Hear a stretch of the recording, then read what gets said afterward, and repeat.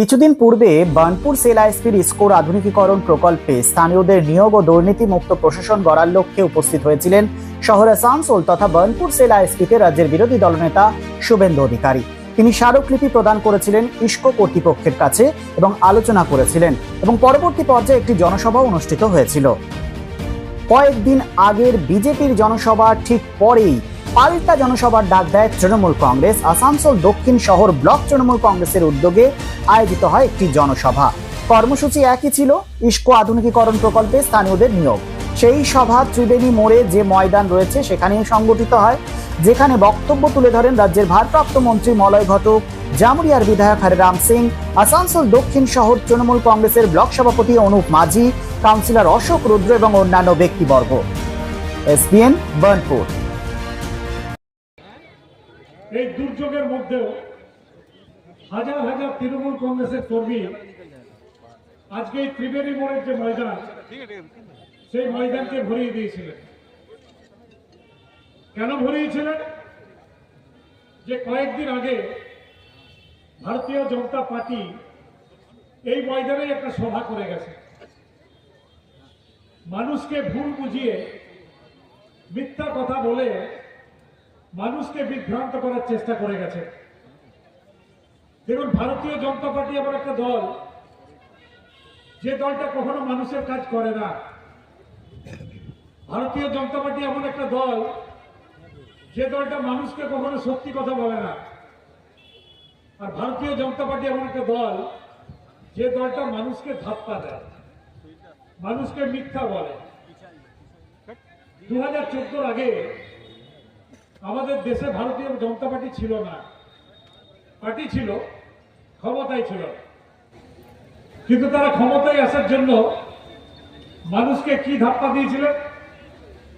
যে যদি আমরা ক্ষমতায় আসি, বছরে 2 কোটি বেকারকে নাকি চাকরি দেবেন। এই পোলো গ্রাউন্ডেই তো সভা হয়েছিল। নরেন্দ্র মোদীজি এসেছিলেন, বলেছিলেন अगर बीजेपी सत्ता में आया तो साल में 2 करोड़ बेकार को नौकरी दूंगा। আমি জানি না সেই বক্তব্য কেউ শুনেছিলেন কিনা। এই পাশে ইস্কোর কারখানা, 2014 সালে ইস্কোতে কত কর্মী কাজ করতেন? 15,000-এরও বেশি। আর এখন কত কর্মী কাজ করে জানেন? ম্যাক্সিমাম 6 থেকে 7,000। তার মধ্যে 5,000 হচ্ছে ঠিকাদার কর্মী, আর 2,000 মাত্র ইস্কোর পার্মানেন্ট কর্মী। তো 2 কোটি বেকারকে চাকরি দেওয়া তো দূরের কথা, এখানে যত লোক কাজ করতেন তার অর্ধেক লোকের চাকরি খেয়ে চলে গেছে। তিনি প্রতিশ্রুতি দিয়েছিলেন সবারই ব্যাংক অ্যাকাউন্টে 15 লাখ টাকা করে পাঠিয়ে দেবেন। 15 পয়সা কেউ পায়নি। দিনের পর দিন যেভাবে জিনিসের দাম বেড়েছে, যেভাবে দ্রব্যমূল্যের দাম বেড়েছে, মানুষ আজকে ত্রাহি ত্রাহি রোগ উঠে গিয়েছে। কিন্তু যে কথাটা আজকে আমরা বলতে এসেছি, যে আমাদের রাজ্যের বিরোধী দলনেতা এবং তার সঙ্গে স্থানীয় কিছু আমাদের বিজেপির নেতা সেদিন মঞ্চে উপস্থিত ছিলেন। আমাদের এই এলাকার মানুষ তাদেরকে চেনেন। একটা ইংরেজিতে কথা আছে, a man is known by the company he keeps. তো সেদিন যারা স্টেজে নিয়ে মিটিং করেছেন, আমাদের এই অঞ্চলের মানুষ কিন্তু সেটা দেখেছে এবং দেখে তারা যা নিজেরা বোঝার সেটা বুঝেছে। আর যেটা মিথ্যা কথা বলে গেলেন, বললেন তিনি যদি এখানে করেন তাহলে এখানে নাকি অনলাইনে টেন্ডার হবে। উনি জানেন না যে ইস্কোর টেন্ডার অনলাইনে হয়। অলরেডি 10 বছর আগে থেকে ইস্কোর টেন্ডার অনলাइने হয়। मैं आप लोगों से कहना चाहता हूं, मुलायदा ने मंत्री होने के बाद इतना काम किया आसनसोल के लिए, ये काबिले तारीफ। आसनसोल को इन्होंने क्या नहीं दिया? यूनिवर्सिटी से लेकर कोर्ट से लेकर के तमाम जो भी जरूरत है आसनसोल के लोगों को डिस्ट्रिक्ट बनाया, हाई कोर्ट का यहाँ ऑफिस बनाया, ये तमाम काम उन्होंने किया है। और उस काम को देखते हुए विरोधी दल को लगता है कि कुछ ना कुछ बहाना बनाकर और मंत्री को और सारे एमएलए को दोषी साबित करके जनता जो है हमको वोट देगी। ये होने वाला नहीं।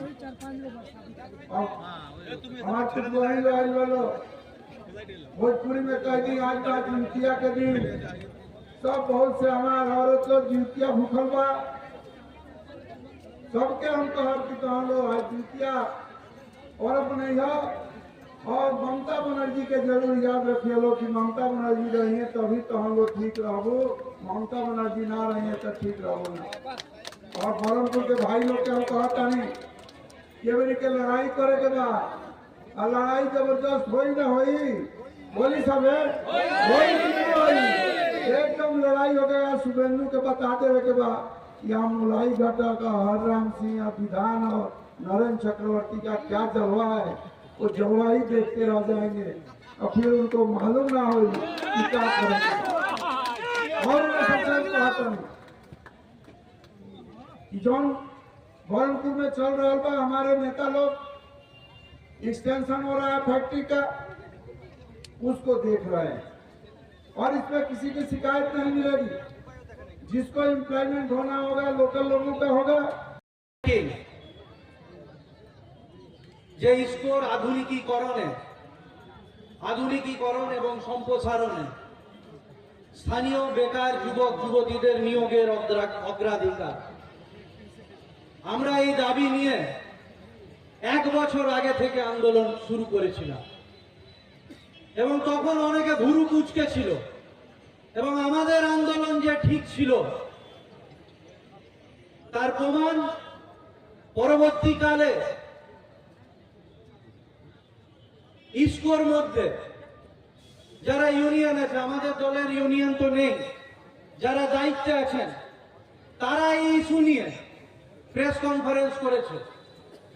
আমরা মাঠে নামার পরে এক এক করে সিপিএম, কংগ্রেস, বিজেপি প্রত্যেকে এই দাবিতে অবতীর্ণ হয়েছে। কিন্তু এর মধ্যে পার্থক্য আছে। আমাদের লড়াই নিঃস্বার্থভাবে শুরু হয়েছিল। যে আমাদের দাবি কি ছিল, যে কোনো কিচ্ছু দেখতে হবে না, কোন ভাষা, কোন বর্ণ, কোন পতাকার রং দেখতে হবে না, এখানকার যারা ভূমিপুত্র তাদের নিয়োগ দিতে হবে।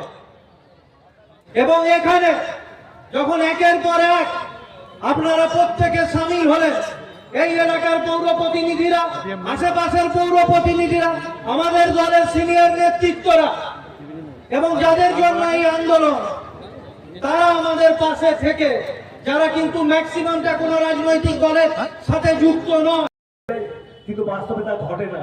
এটা আমরা সকলে জানি। আমরাও কাউন্সিলর, আমরাও রাজনীতি করছি। আমরা হয়তো আসানসোল দক্ষিণ ব্লক কোন জাতির টোপ দিয়ে লোক ডাকে না, মানুষ মন থেকে আসে। মমতা বন্দ্যোপাধ্যায়ের যে উন্নয়ন প্রকল্প, মমতা বন্দ্যোপাধ্যায়ের যে জনপ্রকল্প, সেই প্রকল্পকে সামনে রেখে মানুষ জমায়েত হন। আমরা যার জন্য আপনাদের সকলকে বলছি যে আসানসোল দক্ষিণ ব্লক শহরটির প্রতি ভরসা রাখুন। আপনারা সবসময় আপনাদের সাথে আছি, আপনাদের পাশে রয়েছি। Utkarsh Enclave, just 200 meters from GT Road at SP Mukherjee Road, Murgasol, Asansol. Utkarsh Enclave, G+4 residential complex with ultra-modern facilities. Utkarsh Enclave রয়েছে 24/7 lift facilities, water supply and power backup. The project under CCTV surveillance with 24 hours private security. সুতরাং আর দেরি কেন? আপনার স্বপ্নের বাড়িটিকে পছন্দ করতে আজই চলে আসুন উৎকর্ষ enclave, project site SP Mukherjee Road, Murgasol, and for more details visit our city office, Nirbhay Infra Developers, Multi-Mongol Plaza, GT Road, Asansol. Phone number 8918584440.